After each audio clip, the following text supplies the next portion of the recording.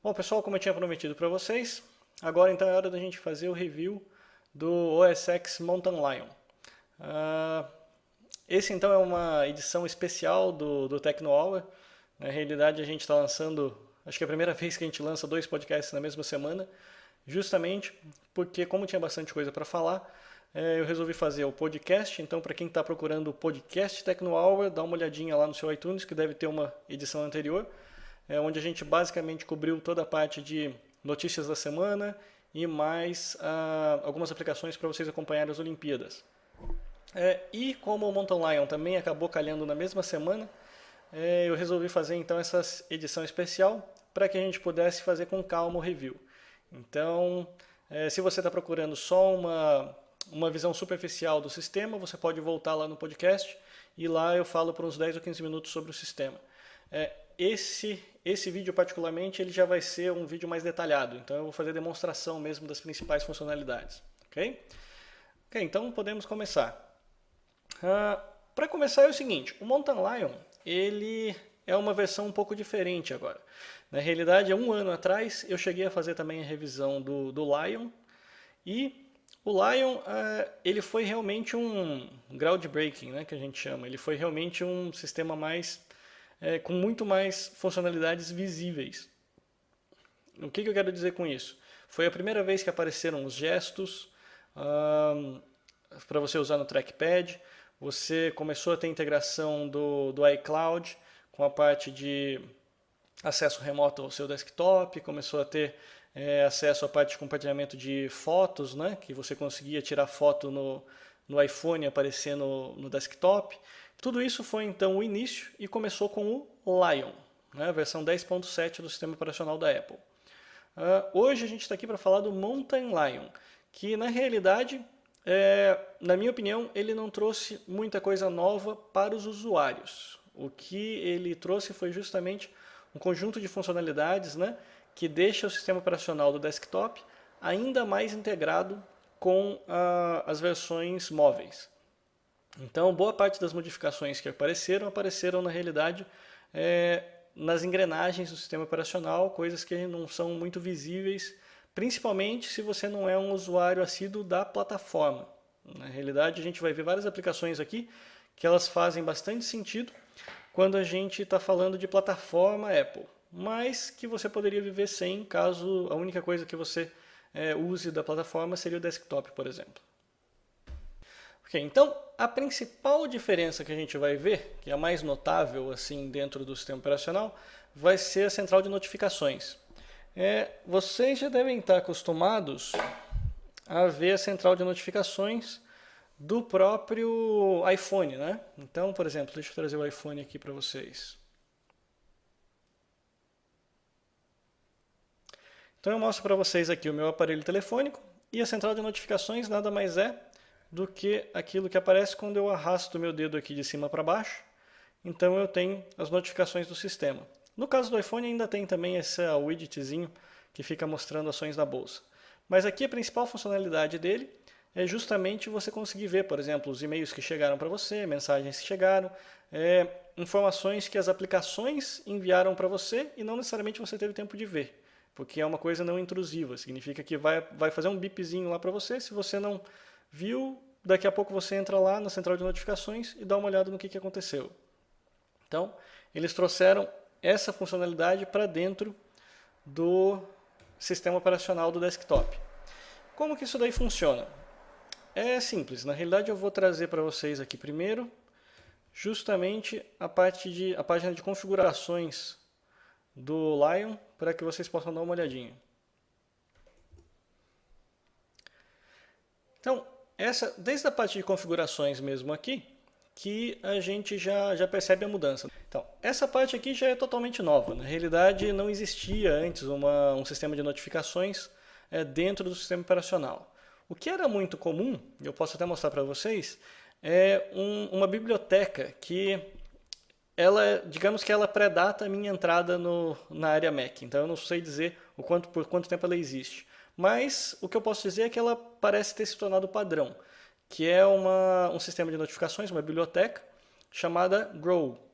E essa biblioteca é usada amplamente num bom número de programas para Mac e que fazem então a notificação. A notificação da Grow, ela aparece dessa forma. Eu posso disparar uma para vocês verem. Vocês vão ver aqui no canto direito superior da tela, vai aparecer uma notificaçãozinha. Então, esse daqui é o teste de notificação. É uma janelinha translúcida com um texto, com o ícone da aplicação que foi gerada. Então, é extremamente comum o pessoal usar esse sistema de notificação. E normalmente você clica e ele vai levar você para a sua aplicação, para o seu cliente de e-mail, o que quer que seja que gerou aquela aplicação. Esse então era uma biblioteca. Na realidade, até um serviço pago, existia algumas na própria App Store mesmo do Mac. Você conseguia comprar isso e na realidade ele continua funcionando, mesmo dentro do Mountain Lion, continua funcionando sem problema nenhum. A única coisa é que agora a Apple criou a própria biblioteca e então ela, digamos assim, aí, o ideal é que todo mundo dê preferência para usar o sistema operacional, para fazer o gerenciamento de notificações. Até porque o Grow ele não tinha nenhum tipo de Notification Center. Então, o que acontecia? A notificação aparecia ali e sumia. Ele ficava esperando até você interagir e sumia. Você não teria como ver notificações anteriores. Já o caso da notificação do sistema, agora no Notification Center vai ficar lá uma tabelinha com tudo o que aconteceu. Para vocês terem uma ideia do que essas notificações vão aparecer, é só dar uma olhadinha aqui na tela de configurações que diz o quê? Primeiro ele lista aqui para você todas as aplicações que estão usando o Notification Center. Então já é mais uma característica para você saber.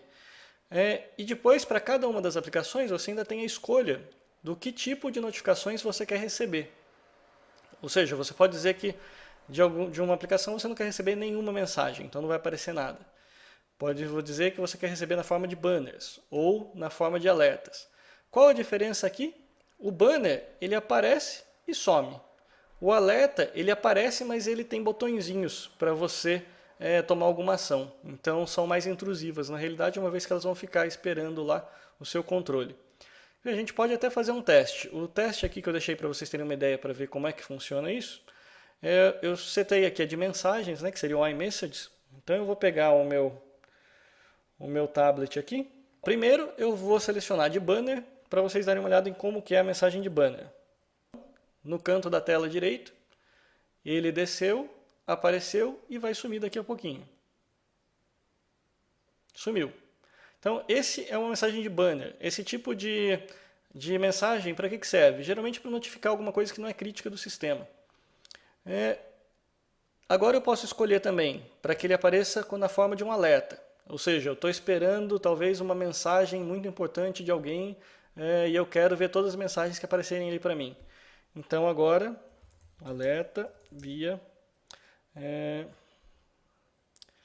mensagem via alerta. Então vai aparecer aqui. Então vocês podem ver que aqui na lateral eu tenho ainda o botãozinho de fechar e responder. Então já são ações associadas já ao alerta, que está dentro do sistema de notificação, e que se eu apertar fechar, não vai acontecer nada. Se eu apertar responder, ele traz para mim a janelinha de conversas do iMessage. Outra coisa que é interessante para as aplicações usarem esse sistema de notificação é o fato de que essa parte de você escolher nenhuma notificação, ela acaba sendo controlada também pelo sistema. E o sistema é inteligente o suficiente para perceber, por exemplo, que você conectou um projetor externo e vai fazer uma apresentação, por exemplo, do Keynote. Ao perceber isso, o sistema simplesmente desabilita todas as notificações automaticamente. Então não tem perigo de você, às vezes, estar no meio de uma apresentação para algum cliente e receber uma mensagem pessoal bipando ali para você pela internet. Então, esse é o formato então de notificações. Vocês também devem se lembrar que outra funcionalidade que apareceu também no Mountain Lion foi a integração nativa com o Twitter, que a gente vai falar daqui a pouquinho. Mas existe um acoplamento aqui entre os dois, então eu posso comentar com vocês o botão de compartilhar. Porque lá no Notification Center, que eu também já vou mostrar para vocês, existe lá um botãozinho onde eu posso dizer se eu quero ou não que aquele botãozinho apareça, para que eu possa enviar um Twitter de dentro do próprio Notification Center. bem? Então daí, agora que a gente já viu a parte de configuração e como que essas alertas aparecem para a gente, como é que a gente faz então para a gente poder acessar o Notification Center? Então tem duas formas. Se você é um usuário de mouse, a forma que você tem para fazer isso é a seguinte. Dei um zoom aqui na lateral da tela para vocês verem, porque tem um íconezinho aqui que parece uma listinha, né? Que parece bem que é o último ícone do lado direito superior, que apareceu justamente para a central de notificações. O que ele faz? Quando você aperta ali com o mouse, ele desloca a sua tela inteirinha para a esquerda e com isso aparece a central de notificações como vocês viram aí. No meu caso está aparecendo aí a parte dos calendários, né? Então, o recurso que tem aqui justamente para que eu possa desabilitar tudo isso, todos os alertas, seria através dessa... Eu puxei, né, na realidade com o mouse, né, fiz rolar essa janelinha aqui das notificações para baixo e aí apareceu um outro controle que é justamente mostrar alertas e banners. Se eu desligar isso, somem e não aparece mais nenhum tipo de alerta na parte visual para mim. Eles ficam todos sendo guardados aqui dentro da central de notificações. Vocês podem ver que dele fica também com uma bolinha azul na frente, indicando que não foi lida ainda aquela mensagem, mas eu não recebo mais os alertas que aparecem para mim como banner e como alerta, né, propriamente dito. Então isso daqui é uma coisa que eu posso habilitar e desabilitar. Por isso é que é recomendado então para os developers sempre usarem o controle do sistema, né, a biblioteca do sistema de notificações. Porque, por exemplo, nesse caso aqui ele não teria controle sobre notificações enviadas pelo Grow. Então, por aqui você não tem problema nenhum. Você está fazendo alguma apresentação, se você desabilitar, nenhuma aplicação que usa o Notification Center vai te mandar um alerta. Mas nada impede que o Grow, por exemplo, envie. Então, por isso é que agora a tendência, na minha opinião, é que todos os desenvolvedores agora comecem a usar o Notification Center em vez do Grow. Bom, para fazer sumir então agora o Notification Center com o mouse, basta clicar em qualquer outro lugar aqui da tela que ele vai empurrar a tela de novo para a direita e vai sumir o Notification Center. Agora, existe também um gesto especial para fazer o acesso ao Notification Center. Então, deixa eu trazer aqui o meu trackpad para vocês darem uma olhada. Então, o trackpad está aqui. O gesto para fazer o acesso ao Notification Center, na realidade, é usar 2 dedos, trazendo da borda direita para o centro. Fazendo isso, ele arrasta a tela e mostra o Notification Center da mesma forma que se você clicasse no botãozinho com o mouse. Então, isso é o que eu tinha para falar para vocês no Notification Center. Na realidade, existem várias coisinhas interessantes ainda possíveis de fazer com a notificação, mas que eu vou acabar mostrando para vocês como dicas de Mountain Lion nos próximos podcasts TecnoHour, porque daí seriam coisas também muito detalhadas para a gente entrar agora e acabar ficando até meio chato. Então, o próximo item da lista que eu tenho para vocês é a parte de iCloud. Na realidade, são várias das aplicaçõezinhas aqui que começaram a ser integradas agora nativamente no sistema. O iCloud, se vocês se lembrarem, ele apareceu já com o Lion e basicamente o que a gente tinha entre integração de desktop e telefone e tablet era só na parte de fotos. Então você tinha lá a parte de fotos, onde você tirava a foto com o tablet ou tirava a foto com o seu aparelho telefônico e automaticamente ele aparecia na pastazinha, né, no álbumzinho de fotos compartilhadas aqui no desktop para você poder editar e fazer o que você quiser fazer ali. O passo seguinte agora no Mountain Lion é justamente a integração com a parte de documentos. Então, vocês podem ter percebido que se vocês usam os documentos da Apple, né, que seria as ferramentas de documentos da Apple, que seriam Number, Pages e Keynote, vocês devem ter percebido que todas elas sofreram atualização nesses últimos tempos. Então, agora você consegue fazer a mesma coisa que você tinha lá com fotos, né, que você pode editar, por exemplo, uma foto em um lugar e ver no outro. Agora você pode começar a edição de um documento, por exemplo, no seu desktop e continuar essa edição depois no seu tablet e usar o seu iPhone para fazer uma apresentação, se você quiser, e tudo isso daí sincronizado automaticamente via iCloud. Do ponto de vista do sistema operacional, ele incluiu então essa capacidade no sistema e adaptou algumas aplicações para fazer uso do iCloud. Essas aplicações são justamente as que apareceram aí dadas do sistema operacional iOS. Então, por exemplo, as aplicações que foram adaptadas então para fazer uso do iCloud dentro do sistema operacional são justamente as que foram herdadas então do iOS. No caso aqui a gente tem o que eu estou mostrando para vocês na tela, que é o Notes, né, para você fazer anotações. E essa é uma daquelas coisas que eu disse para vocês no início. O que acontece? Se você não faz uso de vários equipamentos Apple, você provavelmente não vai sentir tanta diferença do Lion para o Mountain Lion. Justamente por quê? Porque essa daqui é uma ferramenta de anotações. Se o único computador que você tem é o seu desktop e você faz anotações nela, funciona exatamente do mesmo jeito que funcionava no Lion anteriormente. A grande vantagem qual é? É o fato de você ter essa aplicação separada e ter também um tablet ou um iPhone no qual essas anotações todas vão se sincronizar. Faço uma lista de compras aqui no desktop, né, porque é mais fácil de digitar. Vou para o supermercado, abro o meu iPhone, a lista está lá. Então não preciso ficar me preocupando em sincronizar nada e nem mandar e-mail para lugar nenhum para tentar usar essa lista depois. Outra aplicação que apareceu também, que também usa os recursos do iCloud, é a de lembretes.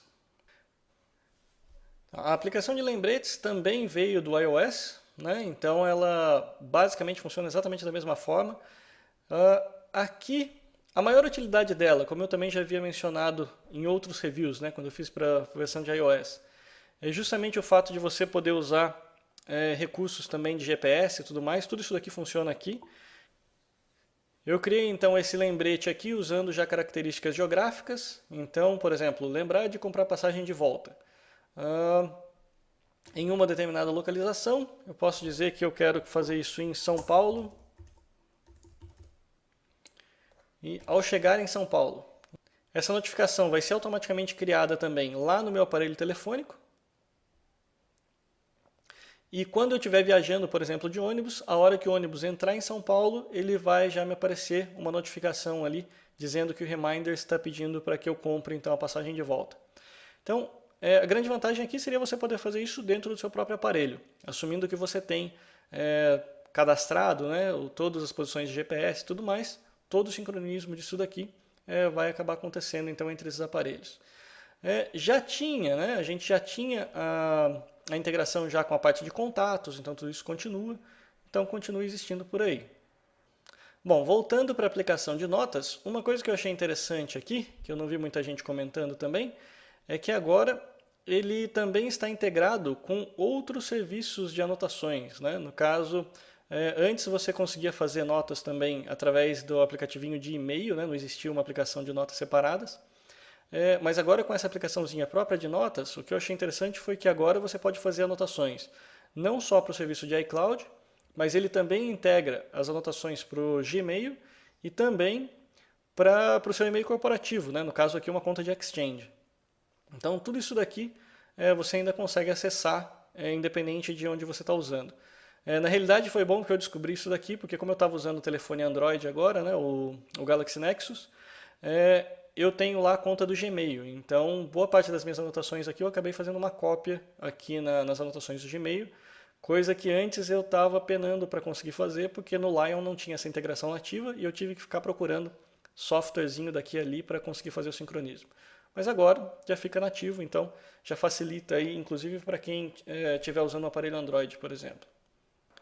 Então, continuando com essas aplicaçõezinhas de sistema operacional, uma característica que eu achei bastante interessante, que eu encontrei na aplicação de e-mail, e eu acho que até você consegue encontrar também outras aplicações, se eu não me engano eu encontrei isso daqui funcionando na parte de e-mail e também na de contatos.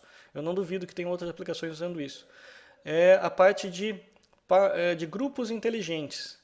Que como é que funciona isso? Funciona da seguinte forma. Eu posso vir até aqui, primeiro que tenha o do sistema, né, que seriam os VIPs. Né? Então o VIP está associado na realidade a cada pessoa.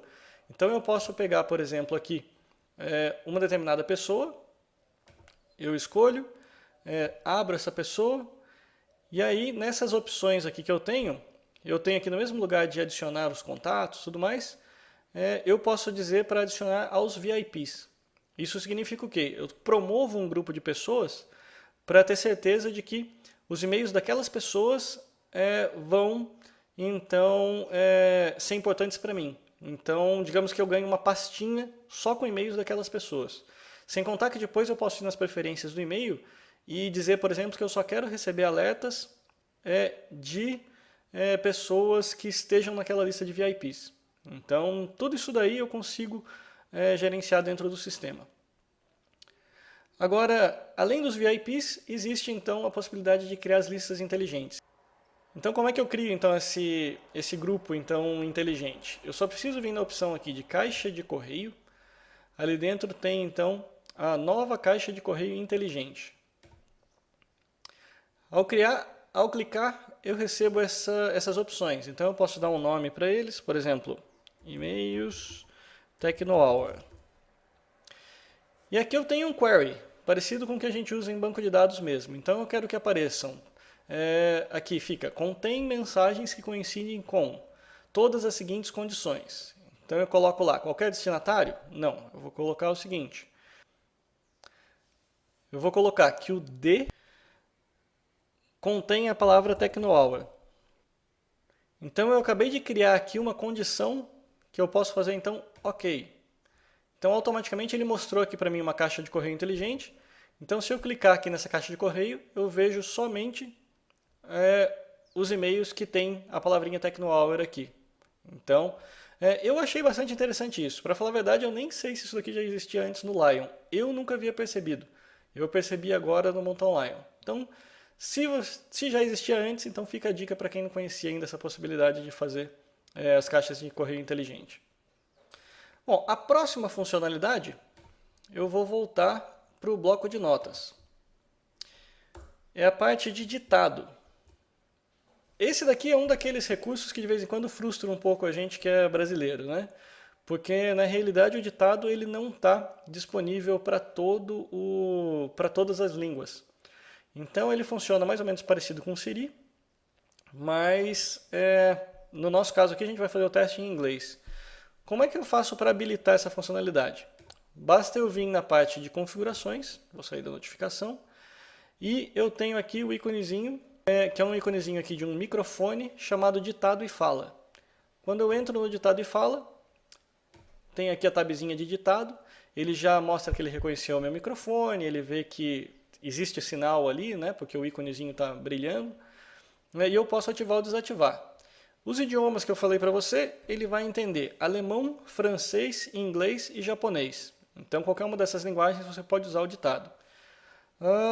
Ele lembra sempre que, na realidade, o que você disse acaba sendo enviado para a Apple para poder fazer, os servidores da Apple fazem o processamento e transformam então a voz em texto. Então, esse daí é uma questão de privacidade que ele sempre lembra você na hora que você ativa. E uma vez feito isso, eu defino então o atalho também, que é o que vai dizer para ele, olha, começa a escutar que eu vou começar a fazer o ditado. Então, para vocês verem como isso funciona, o meu já está ativado, eu vou fazer o seguinte, eu vou entrar então aqui em uma das minhas anotações e vou ter que falar em inglês, né? Então, como é que funciona? Eu abro aqui, aperto 2 vezes a tecla de função, que é o atalho padrão, e vou falar aqui algumas palavras em inglês. Hi, I'm Luciano, and I'm saying this text because I want to see how good your speech-to-text engine is. Então, vocês podem ver que o reconhecimento não é perfeito, mas é bem razoável. Então, mesmo o meu acento meio quebrado aqui, ele perdeu uma palavra só, que foi a ist aqui no final, que eu falei is e ele escreveu ist. Então, em inglês vocês podem usar tranquilamente, vão existir erros, obviamente, não é perfeito, mas ele pode economizar bastante o seu trabalho de digitação. Agora, aproveitando que a gente está também nesse tema, eu posso escrever aqui um texto em português mesmo, porque uma parte que já existia no Lion, mas só para vocês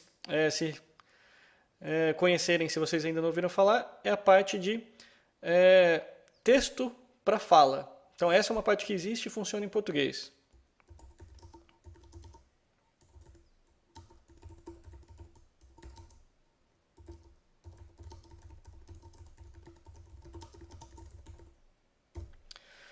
Como é que funciona então a parte de texto para fala? Basta então que eu escreva um texto, né? Posso pegar isso daqui do Safari ou de qualquer lugar, de qualquer livro, porque isso daqui depende do sistema operacional. Eu faço a seleção, aperto o botão direito para aparecer o menu e venho na opção de fala e dou começar a falar. Este é a avaliação do novo sistema operacional da Apple. Bom, vocês podem ver que fica bem literal, né? Então, por exemplo, ele não conseguiu nem falar o Apple com acento, falou um Apple meio esquisito, mas funciona. Então, é aquela história para te facilitar um pouquinho a vida. Tá, agora, aproveitando que eu estou aqui mexendo nas aplicações, vou mostrar um pouquinho para vocês a parte de integração com o Twitter. Essa daqui é uma parte que ficou então integrada nativa. Então, se vocês se lembram, eu puxei aqui o sistema de notificações. Existe um botãozinho bem lá no topo da lista de notificações com o botãozinho do Twitter. Se eu apertar aqui em Tweetar, ele me desce então a janelinha do Twitter e eu posso fazer teste do TechnoHour. E vocês podem ver que até mesmo eu posso trabalhar com várias contas, né? No meu caso aqui eu tenho a conta cadastrada de Luciano Fagundes, que é minha conta pessoal, e tenho o TechnoHour Links. Então daqui eu posso escolher qualquer uma das duas e fazer a tweetada, né? Enviar. Ele dá um sonzinho de um assobio e envia a mensagem. Então já deve estar lá na minha timeline. Aí eu volto da central de notificações e continuo trabalhando. Agora, além disso, a integração ficou com... Na realidade, o que foi feito foi criar uma biblioteca que permite que todas as aplicações agora consigam ter uma API para compartilhamento. E esse compartilhamento hoje está funcionando com o Twitter, mas já dá para a gente saber que no iOS 6, por exemplo, ele já tem a integração com o Facebook também. Então não é de se duvidar que logo logo apareça a integração do Facebook junto com o do Twitter. E como é que funciona? Geralmente é esse mesmo desenhinho aqui que aparece sempre para todo lado, né? Aparece sempre a mesma coisinha, é um quadradinho com uma setinha para fora. É o símbolo de compartilhar da Apple. Então, se eu quiser, por exemplo, compartilhar essa nota, eu clico aqui, ele me dá a opção de mandar por e-mail e por mensagem. Então aqui, por exemplo, não está integrado ao Twitter ainda. Agora, se eu pegar o Safari, por exemplo,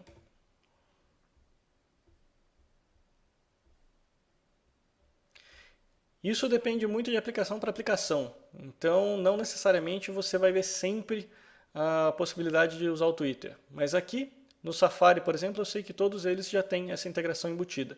Então, basta eu apertar no botãozinho de compartilhar e ele me dá todas as opções, inclusive o Twitter aqui embaixo. Então, quando eu selecionar o compartilhamento via Twitter, o que ele faz? Ele me cria aqui como se fosse um tabzinho, né, de notificações, né, uma folhinha, com os dados que eu quero, mais um anexo aqui que seria a página, e eu posso daí escrever qualquer coisa e twittar.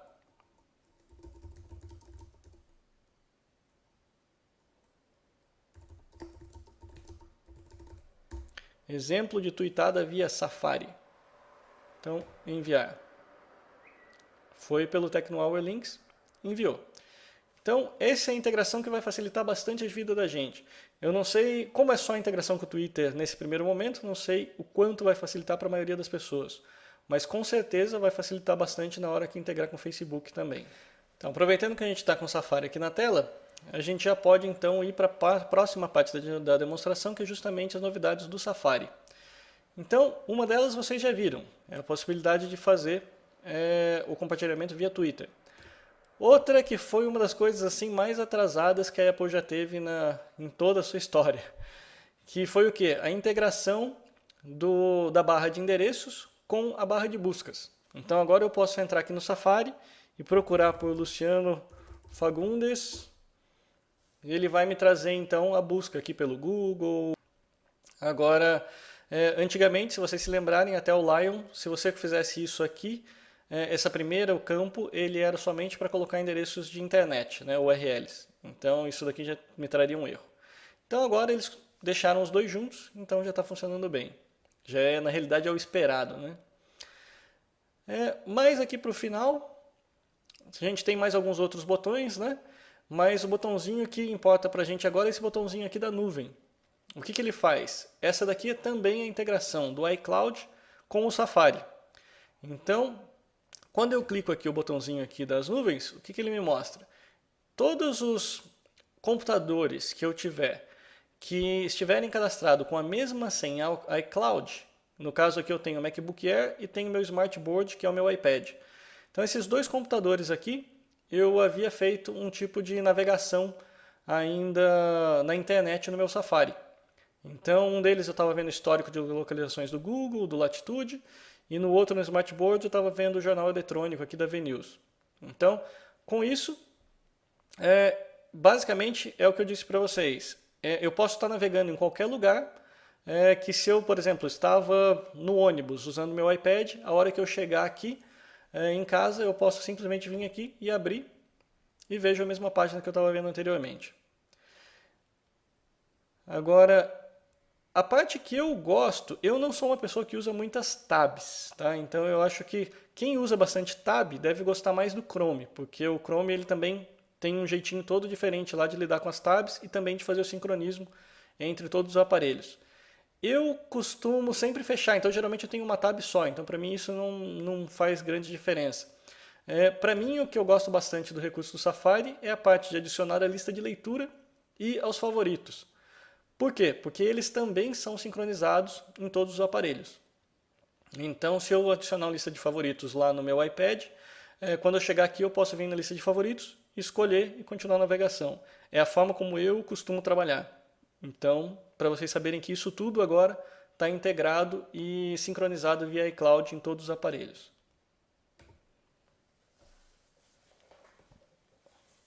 Para quem usa bastante tab, deixa eu abrir aqui algumas tabs. Então, para quem usa bastante tab, aí sim ainda tem mais alguns gestos que vocês podem perceber.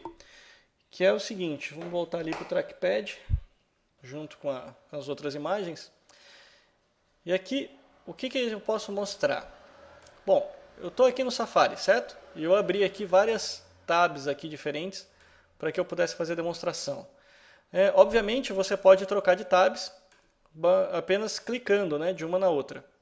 Mas se você quiser fazer isso através de gesto, você pode usar o mesmo movimento de zoom. Então você tem o zoom, né, que já é tradicional desde o Lion, mas se você fizer o zoom out, além do limite da página, aí o que ele faz? Ele abre esse formato para você de lista na horizontal, onde você pode daí pegar e navegar com seus dedos entre as tabs existentes. Então aí você escolheu a tab, subiu de novo. Deu o zoom, consegue navegar agora para outra tab. Então essa seria a navegação por gestos no Safari. Então, um recurso também bastante interessante, que infelizmente não vai ser para todos. Na realidade, eu mesmo aqui em casa, a única máquina que é possível de usar esse recurso é essa que eu estou usando para gravar o podcast agora, que é o recurso do mirroring, né? Que seria o mesmo que a gente tem no tablet, que seria você jogar a tela do seu tablet para um televisor externo, né? Através de uma Apple TV. Eu até tenho aqui um para a gente fazer demonstração. Deixa eu mudar aqui a fonte. Vocês estão vendo já a Apple TV que eu tenho aqui atrás de mim. Então, como é que funciona o Mirror? Vamos lá. Eu tenho aqui na preferência dos monitores, né? Então eu entro na preferências do sistema, na parte de monitores. E então ele mostra para mim o seguinte, na parte de baixo da tela, e isso vai aparecer somente nos computadores que suportarem esse espelhamento de tela. Então é o que eu disse para vocês, não são todos. De forma geral, a gente pode dizer que de grosso modo são os computadores que têm processador i5 para cima, que a Apple habilitou essa funcionalidade. Na maioria das vezes, daqueles dual core para baixo, não vai aparecer essa possibilidade do espelhamento. Tá? Então, como é que funciona? Esse menuzinho que aparece aqui, quando existe a possibilidade de funcionar, eu tenho que clicar aqui, ele me mostra que está desativado, ele tem aqui várias Apple TVs aqui para que eu possa escolher aonde eu vou mostrar. No meu caso aqui, essa que vocês estão vendo aqui atrás é a Apple TV do escritório. Então, basta clicar aqui e automaticamente ali, eu vou até já aumentar a tela para vocês verem. Na realidade, vocês estão vendo já a tela do meu computador, que é o que eu estou mexendo aqui com vocês para gravar o podcast. Passou a aparecer ali como uma segunda, com uma janela espelhada. Isso daqui é assim, excepcional.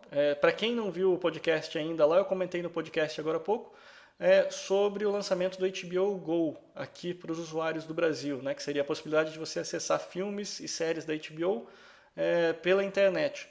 Então, você fazer isso, por exemplo, com um computador aqui, eu poderia simplesmente jogar para a minha Apple TV, que tem a televisão aqui, tem lá no meu quarto, tem na sala, e com isso poder assistir os filmes na TV, ao invés de ter que assistir aqui no escritório. Então, essa daqui é uma das funcionalidades, para mim, só essa funcionalidade já justifica o upgrade para o Mountain Lion. Tá? Então, principalmente se você faz muita apresentação, se você está acostumado a usar bastante o Keynote, para mim, passa a ser item obrigatório agora, dentro da sua maleta de apresentações, um iPad ou o seu MacBook Air e mais uma Apple TV com cabo HDMI. Para que você possa ir, você pluga o Apple TV dentro de um projetor e além do projetor, você consegue fazer sua apresentação sem precisar se preocupar com fio, sem nada. Então, essa é mais uma das features da Apple, daquela que apenas funciona, né? Não tem nem muito o que demonstrar. Você pegou, clicou, já está aparecendo ali e está funcionando. Agora o Time Machine. Time Machine é mais uma daquelas coisas que o usuário comum às vezes nem sabe do que eu estou falando. Mas esse é um recurso que eu realmente recomendo muito que vocês usem. Para que serve? O Time Machine funciona da seguinte forma. Você coloca um disco externo no seu computador. No meu caso aqui eu tenho um em rede. Mas você poderia colocar também, simplesmente plugar um disco externo USB. E você abre o seu Time Machine para que ele faça backup do seu micro. Então todo mundo que já perdeu algum dia algum documento importante sabe da importância que isso tem, né? Então, qual foi a novidade do Time Machine dessa vez? Eu vou até abrir aqui para vocês o painel de configurações da Time Machine, lá também nas preferências do sistema. Então já está aparecendo aqui. O que o Time Machine faz? É o que eu falei, ele trabalha com backup. Então o que eu preciso fazer? Vocês estão vendo aqui que eu tenho já um Java Data, né, que é um dos meus discos externos, que eu posso vir aqui e selecionar um outro disco. Como vocês podem ver aqui, eu selecionei o segundo disco, né, porque eu estava usando o Java Data, e agora eu selecionei um que está escrito Alessandra Air. Na realidade, eu vou até cancelar isso daqui, porque ele não vai ter espaço para fazer backup, mas a novidade é justamente o que aparece. Então ele está me perguntando aqui se eu quero substituir esse backup, então eu quero parar de fazer o backup no Java Data e começar a fazer no Alessandra Air, ou eu quero usar ambos. Então essa é a grande novidade aqui do Time Machine. No caso de backup, quantos mais discos você tiver, melhor. Na realidade, para quem já perdeu dados alguma vez, sabe bem a dor que é isso, né? Ou todos os problemas que isso acarreta. Então, a novidade aqui nesse caso é esse. Você pode pegar, plugar mais 2, 3, 4 discos ali, e o que ele vai fazer é que a cada momento ele vai fazer o backup em um deles. Como é um backup do Mac, ele é incremental, na realidade ele vai ver, por exemplo, a cada 1 hora mais ou menos, ele vai ver o que mudou no seu sistema e vai fazer uma cópia naquele disco automaticamente. Então ele vai fazendo 1 hora num disco, outra hora no outro, no outro, no outro. Então a chance de você perder algum dado agora, ela diminui brutalmente, né? Porque além de você ter que queimar o seu computador, né, o HD do seu computador, você ainda teria que queimar todos esses discos aí para que você perdesse todos os seus dados. Então nesse caso eu realmente recomendo. Se você tem discos aí disponíveis USB ou Time Machine, né, que é o próprio equipamento da Apple para fazer backup, vale a pena você pegar e usar isso. Quantos mais discos, mais seguros seus dados estão. Tá. Outra novidade que aparece aqui, que é uma daquelas que trabalha ainda mais escondida ainda do que as anteriores, é o Power Sleep, que na realidade cada blog está dando um nome para isso. Mas o que acontece é o seguinte, agora existe a possibilidade de você pegar e deixar o seu Mac lá dormindo, né? No caso, você deixa ele ligado na tomada e tudo mais, ele vai entrar em estado de hibernação. Mas a diferença agora é o seguinte, a Apple está começando a criar uma série de documentos de práticas, né, para os developers para economizar energia, mas continuar trabalhando no background. Então isso significa o quê? Do ponto de vista do sistema operacional, o que o sistema está fazendo agora é o seguinte, você pode deixar ele parado lá, que ele vai entrar em hibernação, mas ele não entra em hibernação completa. Ele continua fazendo a manutenção do sistema, mesmo durante essa fase de dormência dele. Isso significa o quê? Por exemplo, se a gente entrar na parte de atualizações do sistema, aqui também na preferência, aqui, atualizações de software. O que aparece aqui, que é a novidade do Mountain Lion, é o seguinte, você já tem aqui selecionado dizendo que o sistema, durante essa fase de hibernação, ele está autorizado a entrar em contato com a Apple, buscar todos os updates de sistema operacional e apps que você tem e transferir isso já direto para o seu computador para que você não precise fazer isso manualmente. Então, esse sono do sistema acaba sendo mais espertinho. Por quê? Porque se você tiver que fazer isso manualmente, geralmente vai concorrer, né, com o que quer que você esteja fazendo durante o seu horário de trabalho. Já nesse caso aqui não, você simplesmente habilita ali e o sistema vai ser esperto o suficiente de buscar atualizações e tudo mais. E um outro recurso que veio diretamente ligado ao iOS é o recurso de distribuir as apps para diversos Macs. No caso, se vocês têm em casa mais do que um iPhone, por exemplo, vocês sabem que você tem aquela opção na App Store que quando você compra um aplicativo lá, automaticamente já baixa em todos os seus aparelhos. Né? Então você compra no iPhone e ao mesmo tempo que você comprou, já começa a fazer o download lá no seu tablet, quando você vai até lá no iPad já está funcionando. Isso agora acontece também aqui no Mac. Então, se você comprar uma aplicação, se você selecionar lá, né, fizer o seu login com a sua conta da App Store, a hora que você compra um aplicativo aqui do Mac, os outros Macs que você tem, que também estão logados naquela conta, também vão baixar aquela aplicação automaticamente para você, você não vai precisar ir até lá e se preocupar em fazer esse download. Okay? Então, o último recurso que eu vou mostrar, que ainda afeta a experiência do usuário, é o recurso do Gatekeeper. Que se a gente entrar na parte de segurança e privacidade, o Gatekeeper, do ponto de vista do usuário, significa o seguinte, a Apple agora está criando mecanismos para aprimorar a segurança do nosso sistema operacional, que é justamente não permitir que as aplicações façam nenhuma besteira que você não esteja sabendo que ela está fazendo. Isso significa o quê? Significa que ele criou, então, 3 níveis. Então, você tem as apps da Mac App Store, que ele está aqui na tab geral, né? Então, se eu disser para ele assim, não, esse sistema, esse computador vai rodar apenas aplicativos da Mac App Store. Esses são aqueles que você compra na Mac App Store e que tem que seguir todas aquelas regras da Apple. Então você tem lá um conjunto de restrições, ele tem que ser a famosa sandbox, né, que a gente já comentou alguns podcasts atrás, e ele precisa de... digamos que a Apple toma muito cuidado com esses aplicativos para que eles não consigam fazer nenhuma besteira na sua máquina. Então esses teoricamente, seriam os mais seguros disponíveis hoje para o seu sistema Mac. Depois, o segundo nível, tem o Mac App Store e desenvolvedores identificados. Isso significa o quê?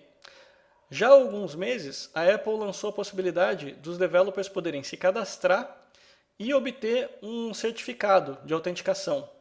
Isso serve para que o developer possa assinar os aplicativos que ele desenvolveu. E com isso, então, tem um controle de identidade. E aí, o que acontece? Esses aplicativos não necessariamente estão sendo vendidos pela Mac App Store. Na realidade, todos os da App Store são assinados, mas esses ainda são um conjunto de aplicativinhos que eles são assinados, mas não estão dentro da App Store. Por quê? Porque provavelmente eles querem fazer algum tipo de acesso no seu micro que a Apple não permitiria na App Store, devido às restrições que eles têm lá. Então, mas mesmo assim a Apple permite que eles assinem o código e com isso eles ainda consigam ser rodados no seu Mac, no seu sistema operacional. Por que a Apple fez isso? É simples, porque se você parar para pensar aqui, é muito fácil, quando você trabalha com uma identidade, para a Apple conseguir barrar um determinado aplicativo. Então, imagine que um determinado developer assinou, né, com o certificado digital, mas ele criou um malware, ou ele criou algum tipo de cavalo de Troia que depois que você executou, sei lá, corre o risco de pegar seus dados, roubar alguma coisa, o que quer que seja. Isso daí vai se tornar público em algum momento, certo? Porque as pessoas vão perceber que existe um malware que está rodando. Como aquela assinatura foi gerada pela Apple, a Apple consegue então, naquele mesmo momento, cancelar aquela assinatura e automaticamente essa aplicação vai parar de funcionar. Então, esse é um controle de danos que a Apple consegue fazer para o caso de malware. E o terceiro nível seria, na realidade, para todos os geeks, né? É aquela história do, não, roda qualquer coisa.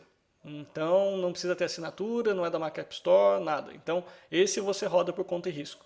Então, essa foi a forma que a Apple conseguiu para, digamos assim, manter o sistema dela seguro.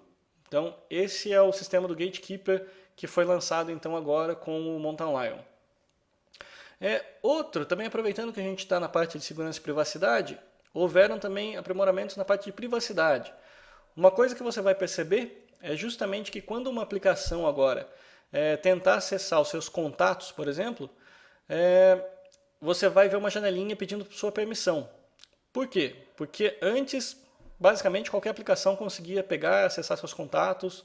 Tiveram vários problemas, né, como foi o caso do Path, e teve vários outros casos aí durante o ano de aplicativos que tentaram usar contatos e tudo mais, e acabou dando problema. E agora, justamente para resolver esse tipo de coisa, a Apple acabou então fechando o acesso. Então, todo mundo que quer acessar contato agora tem que pedir permissão. E mesmo que você dê permissão e depois você se arrependa, você pode vir então nessa janelinha aqui e simplesmente desabilitar. Bom, eu entro, por exemplo, aqui na lista de contatos, ele me mostra todas as aplicações então que estão usando os contatos, e se eu quiser remover algum, eu posso vir aqui e remover. Então, automaticamente, o Yahoo Messenger, por exemplo, para de ter acesso a todos os meus contatos. Então, isso daqui fica fácil de gerenciar, então. Essa é outra novidade do Mountain Lion. E com isso, eu encerro a parte de usuário, de, digamos assim, recursos que acabam mudando a sua vida, né? Mudando o seu jeito de usar. Eu tenho algumas coisinhas para comentar ainda, então se você é um usuário e não quer mais escutar de Mountain Lion, sinta-se à vontade para desligar o podcast, porque para você já encerrou. Agora, só para comentar com vocês, então, alguns itens que eu acho importante para o pessoal de developer. Existiram centenas de mudanças nas APIs, né, do Mountain Lion, mas tem duas aqui que eu acho que são mais importantes, que vale a pena eu falar aqui nesse finzinho do podcast. Uma é o caso do Sandbox. Na realidade ele já começou com o Lion, né? Na realidade a App Store ela já estava sendo obrigado você submeter aplicativos com Sandbox, né? Desde junho, se eu não me engano, 1º de junho, e o Sandbox nada mais é do que uma camada, né? Uma redoma que a Apple coloca em cima do seu aplicativo, e quando você está fazendo qualquer tipo de acesso, você tem lá uma série de recursos que você pode ou não acessar. Por exemplo, você tem como definir quais são os arquivos da sua aplicação, e você só consegue acessar aquilo. Você não consegue acessar nenhum arquivo externo, você não consegue acessar recursos de hardware. Então, tem várias coisinhas ali que ficam segmentadas para você.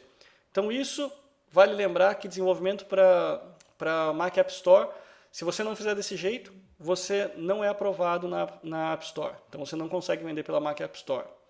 Para isso, então, se você quiser fazer alguma coisa que não seja dentro do Sandbox, como eu acabei de falar, use então esse certificado digital lá, que não custa nada para você entrar. Você entra, se cadastra na Apple e pode usar o certificado digital sem precisar submeter os aplicativos para a App Store. Outro recurso que vale a pena dar uma olhada, porque eu também quero dar uma olhada nisso para ver se isso daí vai aparecer depois no iOS também, foi que eles criaram uma API chamada SceneKit. O SceneKit, ele na realidade, a gente já está acostumado a mexer com Core Animation, né, que seriam os recursos que a gente tem para fazer animação e geralmente para programação de jogos. Tá? Então a Apple criou lá para você lidar com imagens, fazer os bonequinhos correrem de um lugar para o outro, anexar como se fossem braços nas imagens e as imagens começarem a mexer. Tudo isso daí já existia no Core Animation em 2D. Uma coisa que apareceu agora com o Mountain Lion é o Cine Kit, que o pessoal está começando a chamar de um Core Animation para 3D. Que, digamos assim, se você não tem tempo ou tem dificuldade para programar com OpenGL, por exemplo, né, que seria o padrão de programação 3D, a Apple criou então essa camada, que é uma camada intermediária, que embaixo dela fica o OpenGL, mas que ela é estupidamente mais simples de se programar para trabalhar com modelos 3D. Então, teoricamente, você consegue pedir para um designer gerar para você o seu modelo 3D, você importa isso daí dentro da sua aplicação e depois você só precisa fazer o bichinho mover as pernas, mãos e tudo mais. Teoricamente, é muito mais simples do que trabalhar com OpenGL. Então, vale a pena vocês procurarem essa API, chama-se Cine Kit. E houveram algumas mudanças no Objective-C, né, propriamente dito. Isso é uma coisa legal também que eu acho da Apple, porque pelo fato dela estar usando uma linguagem própria, ela tem a liberdade então de facilitar a vida da gente. Porque, por exemplo, se você pegar vamos pegar um Android, por exemplo. O Android está comprometido em usar a linguagem Java. Então, todos os objetos que ele cria e tudo mais seguem o Java padrão. Então, ele precisa fazer um monte de malabarismo, às vezes, né, na API, para criar objetos para deixar a sua vida mais fácil, mas que estão sempre obrigados a seguir o mesmo formato de escrita e tudo mais da linguagem Java. Já a Apple, como ela tem o Objective-C, que é dela, então de vez em quando ela resolve assim, não, para facilitar um pouco a nossa vida, vamos mudar um pouco essa linguagem. Então ela criou várias modificaçõezinhas ali no Objective-C, que continua valendo tudo que a gente já programava antes, mas apareceram algumas coisas novas. Então, eu não vou comentar exatamente as modificações da linguagem, porque senão ficaria até complicado, porque eu estaria entrando num curso de linguagem de programação aqui. Mas é só para vocês saberem que houveram modificações da linguagem, tudo que vocês já fazem até agora em Objective-C continua valendo, mas principalmente na parte de facilitar, por exemplo, criar os setters e getters, também criar propriedades de objetos. Houveram várias modificações nesse sentido. Então, se faz um tempinho que você não dá uma olhada no manual de Objective-C da Apple, vale a pena vocês darem uma olhadinha lá, porque tem modificações e vai facilitar bastante a vida de vocês. Para criar variáveis e tudo mais, tiveram vários aprimoramentos ali que vão facilitar a sua vida. Bom, então, pessoal, isso é o que eu tinha para falar então de Mountain Lion. Eu sei que talvez seja um podcast relativamente pesado para o pessoal que não é técnico, então por isso mesmo eu resolvi fazer em 2 pedaços. E ficam aí então as minhas visões e percepções do Mountain Lion. Não, provavelmente vai ter muito mais coisa ainda que eu vou descobrir no meio do caminho, mas aí eu vou acabar deixando para dar isso daí na forma de dica nos próximos podcasts do Techno Hour. Se vocês tiverem dúvidas então e quiserem saber mais sobre o Mountain Lion, sintam-se à vontade para mandar para a gente um e-mail ou então entrar também na nossa página lá no Facebook. Ou então falar com a gente também pelo Twitter, que é no Techno Hour Links. O nosso site então é o technohour.com.br. A gente tem então um podcast semanal. Se vocês quiserem, entre em contato com a gente por ali e acompanhem a gente então aí nas próximas aventuras do Techno Hour, ok? Então eu espero que tenha coberto boa parte aí do Mountain Lion para vocês e qualquer dúvida entre em contato. Um abraço então, vejo vocês então na próxima semana. Abraço, tchau, tchau.